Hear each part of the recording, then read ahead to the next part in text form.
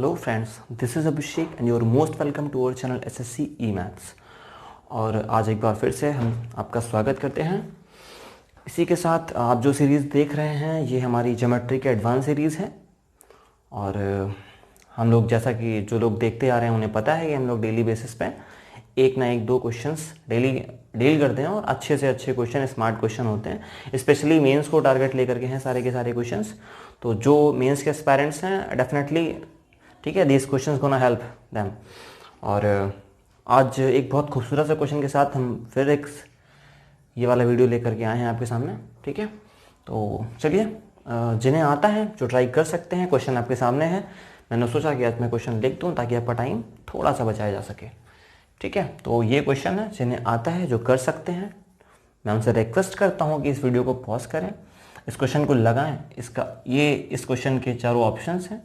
ठीक है, और वो उनका जो भी ऑप्शन है वो उस ऑप्शन को कमेंट में मेंशन करें। ठीक है, और वीडियो को लाइक करना बिल्कुल ना भूलें। ठीक, इसी के साथ चलते हैं इस क्वेश्चन को देखते हैं क्या है, क्या बोला है इस क्वेश्चन ने भाई। देखते हैं। देखिए STU हमारा ट्रायंगल है STU।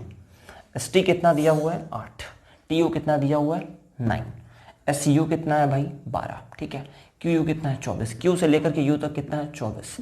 तो जब 12 ये है तो बचा हुआ कितना होगा 12, स्वाभाविक है। ठीक है, it's a common sense. SR 32 यानी यहाँ से लेके यहाँ तक 32 है। अरे जब ये 8 दे दिया है पूरा 32 है तो ये कितना 24 होगा। ठीक, PT कितना है 27। अच्छा, यहाँ से लेके यहाँ तक जब ये 9 है और ये पूरा 27 है तो बचा डिस्टेंस कितना होने वाला है 18। ठीक है, ये कॉमन सेंस वाली बात है। बात ये है कि हम इस क्वेश्चन को कैसे लगाएंगे। देखिए हमसे पूछा है PQU, ये हमारा PQU यानी ये वाला ट्रायंगल मैं मार्क कर रहा हूँ, ये वाला ट्रायंगल और ये हमारा ये वाला ट्रायंगल और हमारा ये वाला ट्रायंगल, ये दो ट्रायंगल्स के रेशियो के बारे में हमसे बात कर रहा है।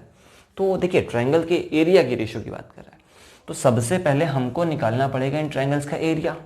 ठीक, तो देखिए हमारे पास दिया क्या, अगर मैं इस ट्रायंगल का एरिया निकालना चाहूँ तो किस तरीके से निकाल सकता हूँ।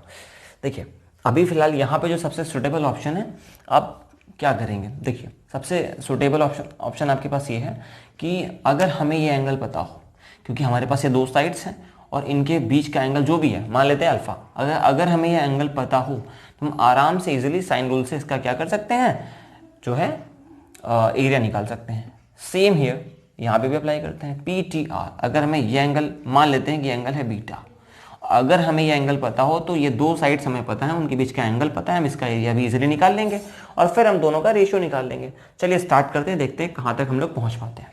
ठीक है, शुरुआत करते हैं। देखिए triangle PQU upon triangle PTR, ये चीज़ें तो हमें चाहिए।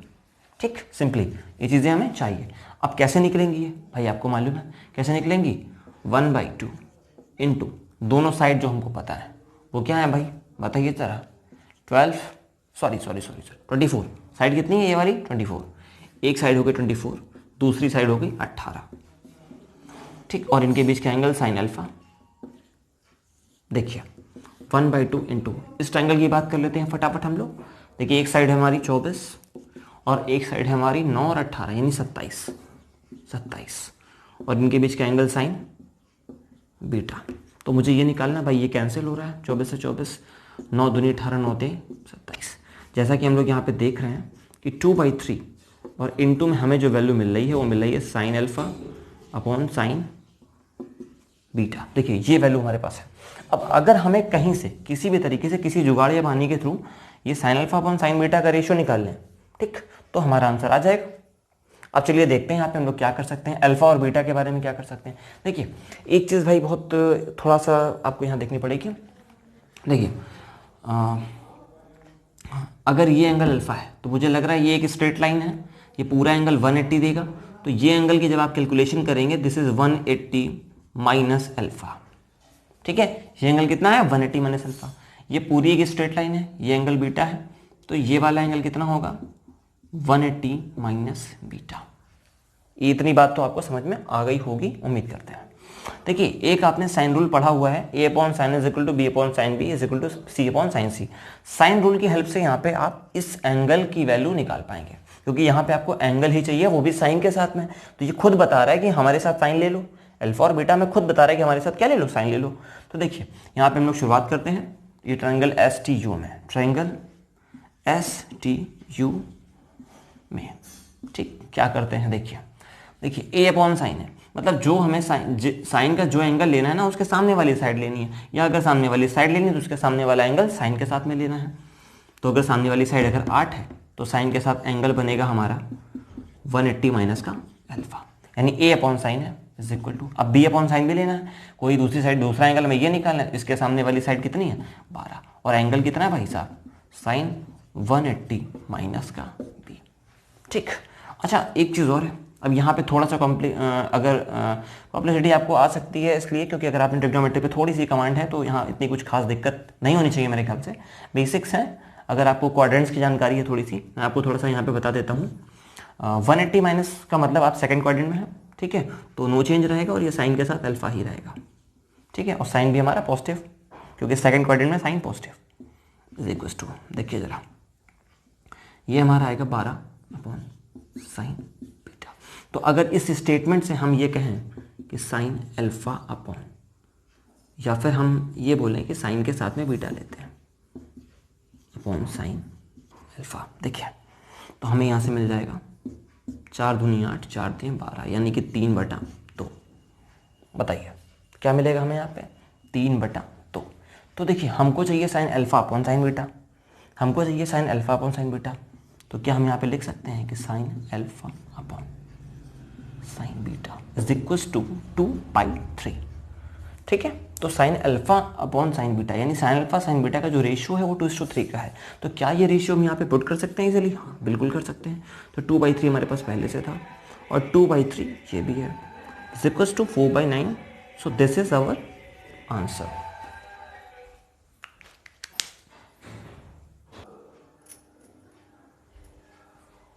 और ये है आपका क्वेश्चन नंबर 2, ठीक है।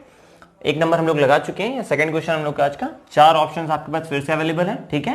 If you get the answer then you can marks, ठीक है, ऑन कमेंट, ठीक है। तो कमेंट में आप मेंशन कर दीजिए आपके ऑप्शंस, जो भी आपका सही है। वीडियो को पॉज करके आप इस क्वेश्चन को सॉल्व कर सकते हैं। तो बिना बकवास के, बिना टाइम पास के चलते हैं क्वेश्चन नंबर 2 की तरफ, देखते हैं कैसे क्वेश्चन बनेगा। काफी अच्छा प्यारा सा क्वेश्चन है। और ये देखिए क्या दिया हुआ है, ABC, ये हमारा ट्राइंगल है ABC, ठीक है, आकृति में दिया है ना आपको। P और Q AC और AB के मिड पॉइंट है भाई, AC का मिड पॉइंट P है और AB का मिड पॉइंट Q है। PG is equal to GR, PG और GR आपस में इक्वल है। HQ is equal to HR, HQ और HR आपस में इक्वल है। ट्रायंगल PQR और triangle ABC, PQR and ABC, ठीक है, इनके एरिया का रेशियो आपको बताना है। तो बताइए जरा कहां से स्टार्ट करेंगे। देखिए जब भी कभी आपके पास में कभी भी आपको इस तरह के क्वेश्चन मिल रहा हो, ठीक है, तो आप सबसे पहली बात है ना, आपको कहीं ना कहीं से कुछ ना कुछ कंस्ट्रक्शन करना पड़ेगा इसमें। विदाउट कंस्ट्रक्शन ये क्वेश्चन बनाने में आपको बहुत ज्यादा प्रॉब्लम होगी। और कंस्ट्रक्शन क्यों करना पड़ेगा अगर आप सवाल हमसे करें तो देखिए, दो साइड बराबर है, और साइड बराबर होने का कॉन्सेप्ट ये होता है कि अगर मैं इस पॉइंट Q को G से मैचअप करूं, ठीक, तो जरा मुझे बताइए ये इक्वल कब होंगी, जब ये Q और G मीडियन होंगी, सीधी सी बात है। इसका मतलब QG ट्रायंगल PQR के लिए QG क्या है बताइए, QG क्या है, QG आपकी मीडियन बनेगी, ठीक। तो QG अगर मीडियन है इसका मतलब है आपका QGR एंड PQG आपस में इक्वल है। भाई मीडियन इस साइड को इक्वली डिस्ट्रीब्यूट करती है, इसी के साथ साथ एरिया भी इक्वल डिस्ट्रीब्यूशन करती है, एरिया का भी इक्वल डिस्ट्रीब्यूशन जो है मीडियन करती है। तो ये वाला एरिया, ये वाला एरिया बराबर होगा, कौन कौन से एरिया बराबर होगा देखिए, PQG, triangle PQG is equal to QRG, triangle QRG, ये बराबर होगा। क्यों होगा, because QG is median, because QG is median, ठीक। तो चलिए थोड़ी देर के लिए मान लेते हैं कि दोनों का एरिया भाई कितना है 1। एक चीज हमें और करनी है जो आपको दिखानी है, भाई P और Q क्या है, मिड पॉइंट। जरा समझिए, अगर P और Q मिड पॉइंट है, मेरी बात समझिए, और यहां पे, ठीक है, ये T क्या है, पॉइंट T, अगर हम इसको भी एक मिड पॉइंट ले लें, देखिए जिस तरीके से AC का मिड पॉइंट P, AB का मिड पॉइंट Q, उसी तरीके से B और C का मिड पॉइंट अगर हम T लें, और जरा अगर हम यहां से ये वाला कंस्ट्रक्शन करें, और जरा अगर हम यहां से ये वाला कंस्ट्रक्शन करें, ठीक है, तो हमें क्या मिलने वाला है, देखिए, हाँ देखिए यहां पे क्या है, PQ and P Q parallel to BC, ठीक है।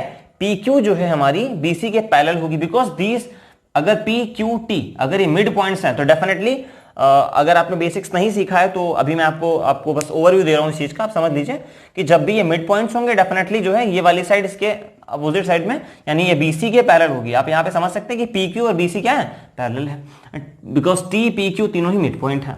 तो अब जरा आप समझिए, अगर ये लाइन और ये लाइन पैरेलल है तो सेम पैरेलल लाइंस के बीच में कितना भी कंस्ट्रक्शन आप कर दो इक्वल एरिया देगा। मैं क्या समझा रहा हूं आपको, जरा यहां पे देखिए।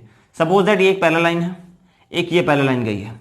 अब अगर यहां से मैं इस पॉइंट से और इस पॉइंट से यहां पे एक ट्रायंगल जनरेट करूं, अगर यहां से मैं एक ट्रायंगल जो है कंस्ट्रक्ट करूं और फिर मैं दोबारा एक ट्रायंगल और एक यहां पे फॉर्म करूं, तो ये जो दोनों ट्रायंगल बनाए ना, इनका एक जो एरिया है वो आपस में इक्वल होगा, बिकॉज इनका जो बेस है वो सेम है, इनके जो बेस पॉइंट है वो सेम है और इनका जो वर्टेक्स है वो भी सेम हाइट का है, मतलब इनके एल्टीट्यूड इक्वल है, ठीक है। एल्टीट्यूड इक्वल है और बेस इक्वल है, तो जब एल्टीट्यूड बेस दोनों ही इक्वल है तो इनके एरियाज भी क्या होंगे, इक्वल होंगे, ठीक।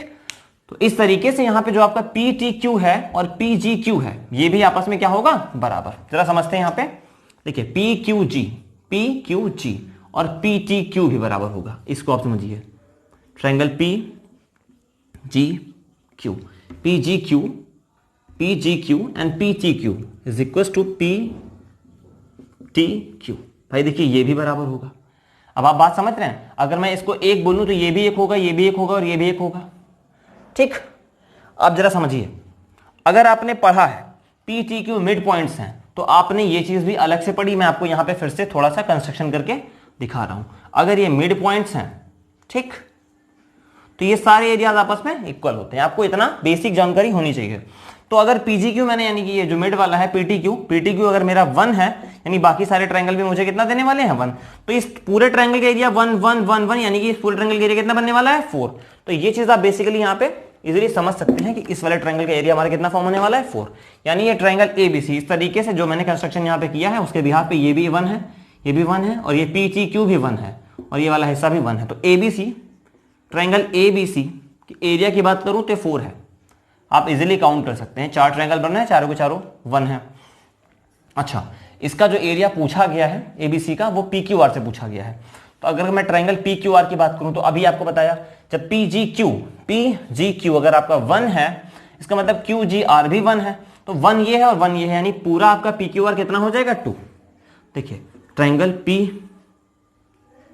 क्यू आर जो आपका बना है वो triangle P G Q plus Q G R plus triangle Q G are.